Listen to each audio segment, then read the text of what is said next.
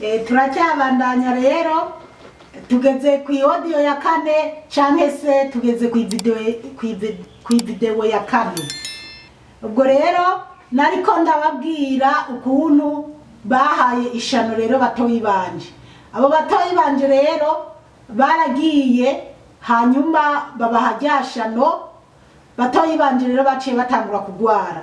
Batanguye kugwara aho rero bari batoyi banje yari umukobwa yankurikira ubugira gatatu n'umwana w'umukobwa mama yari yarongeye kuvyara inyuma ya wa muhungu. Nyuma ya wa muhungu mama yari yavyaye umwana w'umukobwa yaranavyaye n'umuhererezi yagize indwi yabaye umuhungu. Rero abo batoyi banje baragwara batangura kubajana ku mavuriro atandukanye.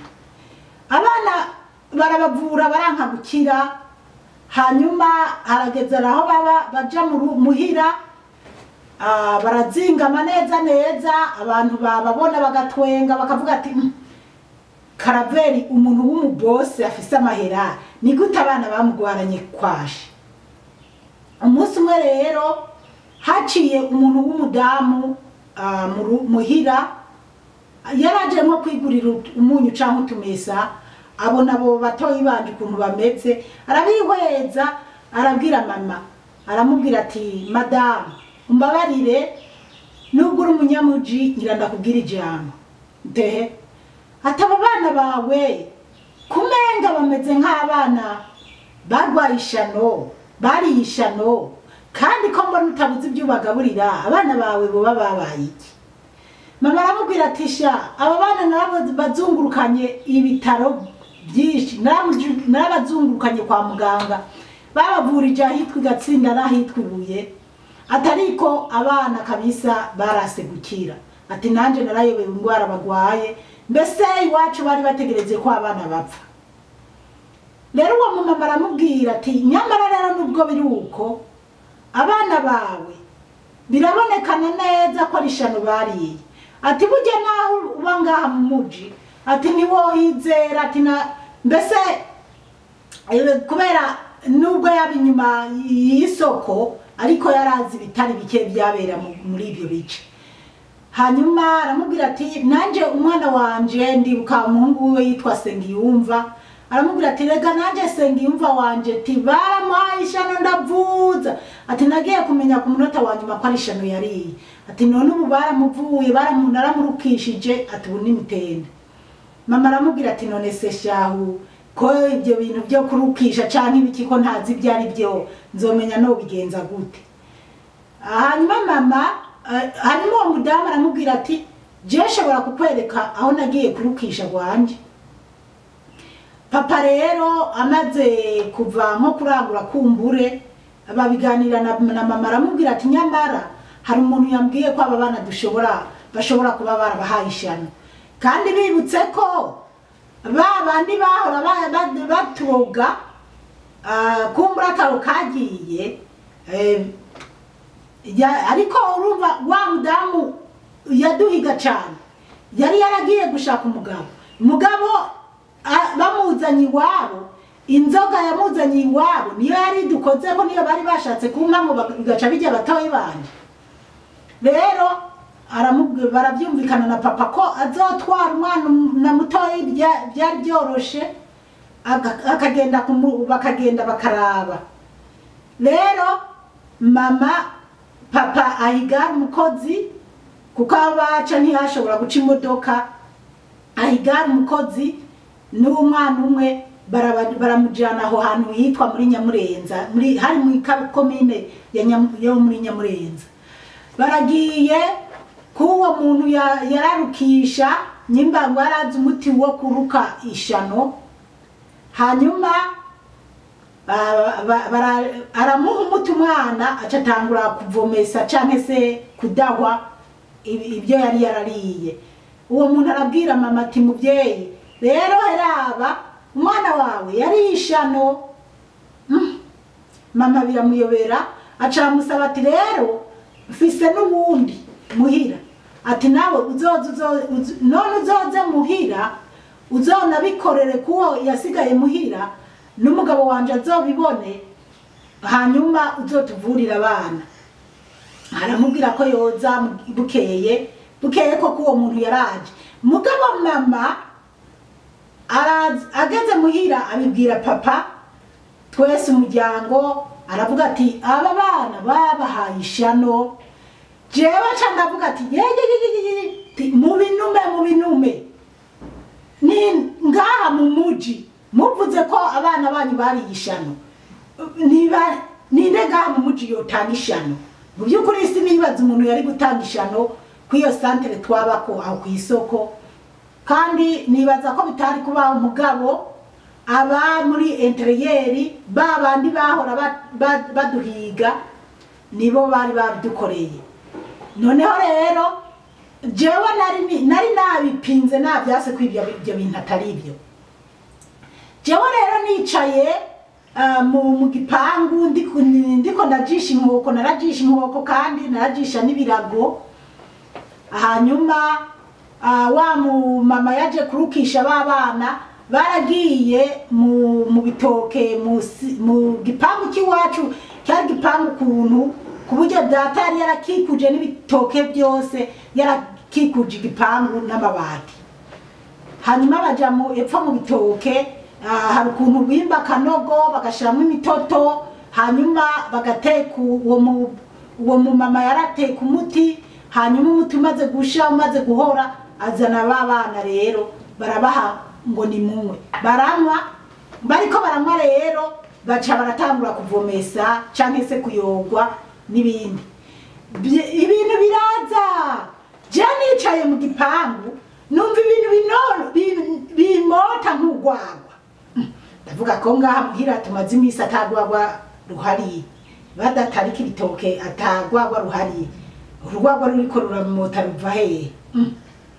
Hanyuma nagiye numva rero mama acaraza mu gipangu, numva arambwiye ngo zipo ngo ntibavuze ngo bene wanyu ngo ntibarishana, ngo nguze kuraba ngo ibyari bitanye bene wanyu.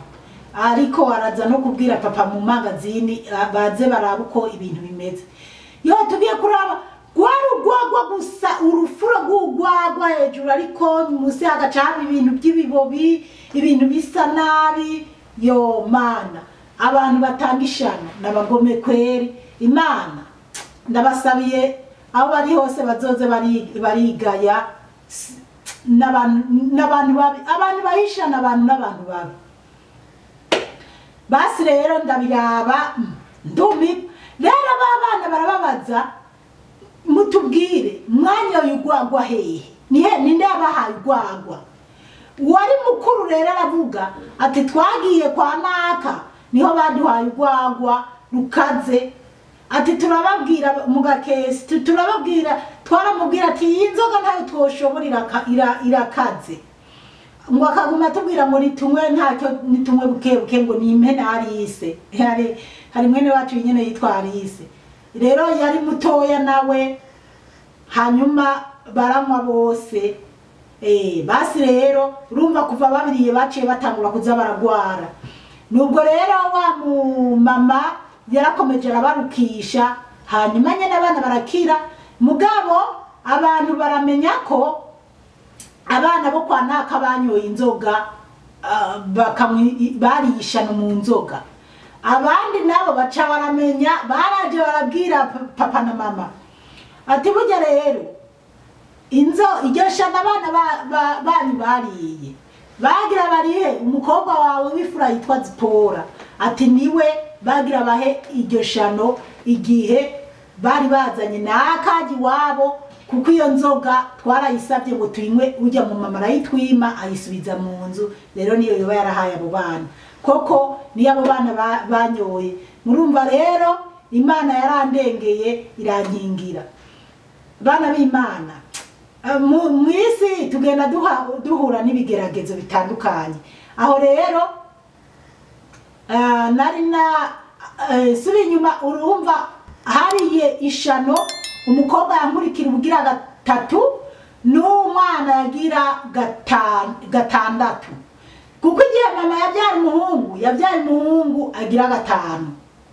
papa aranamubuza aramubwira ati rero abana tubyaye baramaze ntituzosubira kubyara kandi bandanije ubyara ukomeza kubyara abakobwa rero abana baramaze kubera hari abana batatu ba wa mumama yitavye Imana yari umugore wa mbere wa papa umukobwa umwe n'abahungu babiri mama nawe yarabyaye abana batanu urumva papa agize abahungu batatu rero mwene wabo na mama narababwiye ko mwene wabo na mama nawe yari yaragerageje guharika mama nawe yari yabyaye umwana w'umukobwa ubwo rero batatu na twebwe batanu n'uwo papa yari yarabyaye kuri mwene wabo na mama twese twatubaye abana kami 9 papa rero acavuga ati bahagarike ariko nyuma zaho mama yararavye nyene abona sinzi nyene araraba abona kumbure niyo bagarukirizaho yarongera atwarinda yongera avyara umwana w'umukobwa abyaye umwana w'umukobwa papa biranamubabaza kandi yari yaramubujije kuvyara data icyo gihe yarafise na mwene wabo yaba muri Zaire canke se muri Kongo yaramutumye ko abo mu muryango kwa mama abo kwa papa baraza papa aravuga ijambo ti twebwe rero abana twabyaye baramaze ubu ntituzosubira kuvyara abana twabyaye baramaze bana b'Imana data ngo yahora yipfuza abana ngo akipfuza yaja mu bandi bantu mu ngo zirimo abana akabona umwana azahamagara papa ngo kumva yoja ngo nko kwishure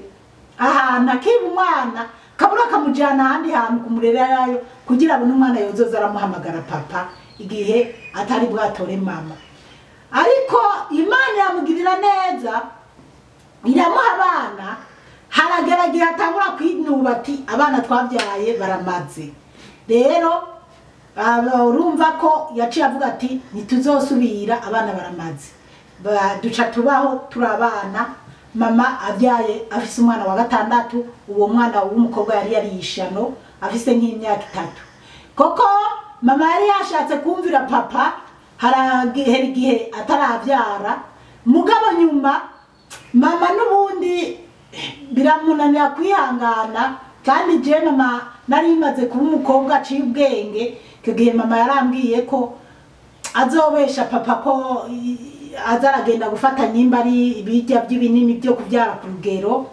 ariko atagiyeyo yaravuga ngo aragiye ahantu yabifatira ahantu hitwibuye kwa muganga ariko ntiyagenda ngo abifate koko ngo abijye kugira ngo abyare ku rugero noya yarasamye inda rero abyaye acabyara umwana w'umuhungu w'umuhererezi wacu uwo mwana yagira indwi uwo mwana rero nawe yatuziye kubitangaza koko ariko mama yama yicurikiriye mama yama yibaza kandi naje arambwira ati mwana wanje nubwo afise inda umwana ninamubyara ngira nzoza kumwaramira iwacu tingira nzoca ntandukana n'umugabo akambwira ati rero mugabo Imana yongirira ubuntu nkabyara umuhungu ati Imana yo ingiriye ubuntu kandi rero mama urumva iwacu bari basigaye basenga n'abakristo kabisa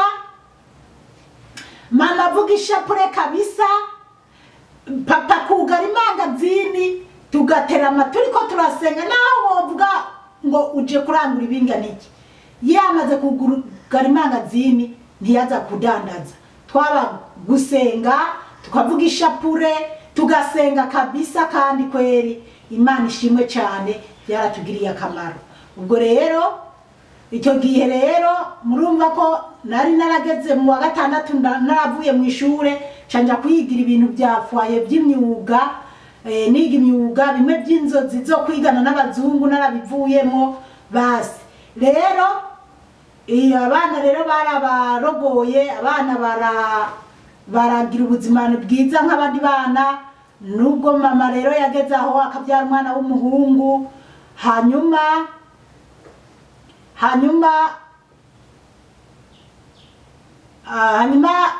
abo bantu bahora baturoga bari bafise mwene wabo musaza wabo yitwa François yari kirara yari gisuma nyimba mwahora mwumva abantu bitwa abatezi ba Gatarina.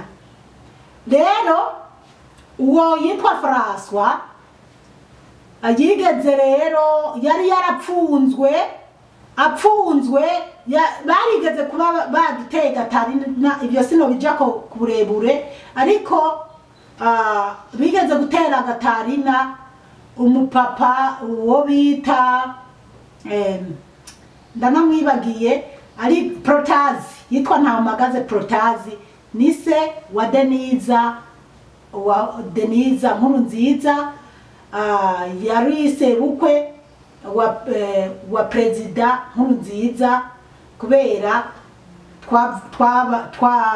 twaba ku musozi umwe. Bigeze kuba bahateye baramugirira nabi bishoboka, baranamugura ukuboko, ariko Imana irakinga ntacyo ntiyapfa, n'ubu aracyari, Imana ikomeze imuhezagire. Noneho haragera igihe uwo mutezi wa Gatarina yari musaza wa babandi bahora baturuga, baramufata baramujyana mu mpimba baramupfunga, abaramara igihe kinini. Rero mugabo haza kugera igihe ndadagiye ku butegetsi, aratanga ikigongwe ku bantu bapfunzwe. Wa mugabo yitwa François baramurekura, asubira mu buzima busanzwe, asubira muhira. Asubiye muhira murumva hari mu kibano. Rero asubiye muhira yaje afise ibintu by'amangetengete yagira. Nubwo rero nubwo kumbura ibyo by'ubusuma bwiwe atoba yarabihagaritse, ariko ikintu ngiye kukubwira kirakomeye, nubwo ndi gucunganwa n'iminota. Jewe uwo mugabo yitwa François twabona ajya amahera, tukabona afise inoti zishasha, nubwo akavuga yuko nyene yari umutajiri, ariko yabana na nyina muri kakazu, kandi wa mumama nawe yitwa mushiki wiwe, bamwe bari baraduhaye, yari yahaisha mu batoyi banje, bose baba hamwe. Ariko umwe yahora avuga ko yari afise umwana wa papa Isaka mutwara, we yari yarabandanije no kuba yari yaragiye ku mugabo. Uwo mugabo rero yitwa François akazaja muhira. Rero nanje nari maze kuba umukobwa w'inkumi, nari ifise imyaka 17, kandi n'umukobwa nyene basha sinzi, nzi no gushakashaka ibintu by'amafaranga. Data yari yaraduhaye amakawa, nkamenya no kudandaza, kandi papa yaranankunda akananyizera, nkaja muri butike nkadandaza, naho nashobora kumwiba amafaranga, ariko sinashobora gupfa kwiba papa. Yari yaduhaye amakawa, kandi nkikorera ibintu, nagenda mu misozi nkagura ikawa n'abantu, ibiti by'ikawa, hanyuma nkaziyamurira. Basi rero nari mfise n'amahera atari make kuri Kopeke. Rero uwo mugabo aramenya ko jewe iwacu ndi umukobwa afise amafaranga, kandi aramenya ko je nidegendera mu magazini kwa papa. Nibwo rero yari umufunga kiwani canke se birashoboka akaba yakorana na shitani. Hanyuma akazaraza muhira, rero akambwira ati wewe ko mbona udandariza so wawe, we ntushobora kugira itunga ryawe ngo nawe utunge ibintu by'iwawe. Ndamubwira ati jewe ntacyo bintwaye kudandariza papa. Ngo burya rero ibyo woreka kudandariza so, ati nawe ukagira ibintu byawe, hanyuma ukaba umutajiri, ukagura amamodoka, ugasanga wabaye umutajiri. Ati byose no bigera gute ko nyiri muto, kandi ko ntoshobora kugira ingufu zo kugira amamodoka nkuko data bimeze, uragira bigende gute? Ngo burya jewe uji wanje ngo unyumvirije ngo no gufasha ukaronka amahera. Yakora mu mufuko rero akazamura ibinoti bishasha za 5 gusa, n'izigihumbi gusa, sorora subira kaza gasororera ba papa ibintu nk'ibyo. Iwacu hariho imyaka hatari bwagira iterambere ryo kuba amatara, ariko icyo gihe hari hasigaye hariho amatara mu nzu iwacu ari amatara nyene, ibintu nukuri byari bimeze neza. Rero nyamupapa nta nubwo yari umupapa, yari yarabaye nk'ikirara nyene, mugabo yari afise imyaka myinshi. Nibwo rero yambwira ko ashobora kumfasha akanyereka ingene ntegerezwa kuronka amahera nkuko nawe ayaronka. Ndamubwira ati nta kibazo wobukoze. Arambwira ati rero genda hajya mu magazini ya so wawe uzozana urukaratasi gwera, zirya nkaratasi zigugwa ukunuko, nzokwereke ingene usaba amafaranga. Ndamubwira nti ntoruronka gute, ngo hajye niwe yampaye n'amahera yo kurugura. Urukaratasi rumwe ndi rukagwagwa 5 canke se zibiri zikagwa 5. Arama amahera yo kurugura. Jewe ngenda nyene ndayahereza papa ati hariho umuntu antumye inkaratasi zo kwandika, hanyuma ndazitora ndazimushira ngo genda uzibike wowe nyene, jo mu gatondo ka kare uzozinduka uzi wanje nzokwereke ingene uzorondera ubutunzi. Tisaba rero naragiye iwe mu gatondo ka kare. Ndibuka uwo munsi papa yarahora atujana mu muji Ngozi agiye kutumwesha muri saro, canka akaja kudutembereza mu muji Ngozi agiye kutugurira impuzu canke ibirato. Rero nzinduka ngenda kwa wa muntu abandi bana bakiryamye. Rero ndashikayo na za nkaratasi, hanyuma nza kumva papa yatangwa gushusha imodoka. Papa yarafise imodoka, hanyuma atangura gushusha imodoka. Numvi imodoka ariko arayatsa, nkavuga ati barasize. Mugabo nagiye kwa wa papa ndiko ndamusaba ngo turondere ayo mafaranga mu majini. Rero nibwo rero yafata urwo rukaratasi arazana igitabo hari ukuntu icyo gitabo cyari kimeze. Dufatiye murabona iyi ni Bibiliya, cyo gitabo hano hari ukuntu nyimba mama mubona ishitingi canke ihema zijya baha impunzi. Nyagitabo cyari ko abantu bafise nk'igikemanyi ukuntu, hanyuma abantu bakibumbatiye nkuko, mugabo hari umenga ni nk'umuntu babumbatiye ariko ari gikemanyi. Rero arazana nyagitabo akizanye akazambwira huhirako nkabuhirako. Rero arambwira ati uzuravuga uko. Ariko mana ndashima Imana yankuye muri izo ngorane. Akambwira ati Jini Maimuna ndagusabye umpa amafaranga angana uko. Rero nane havuga ati Jini Maimuna ndagusabye umpa amahera angana uko. Rero yarambwira ati rero wewe amajini niyagukunda uzobubonye ubutunzi. Arashobora kugukunda canke agashobora kukwanga, nivyakwanga nawe uzobuhombe.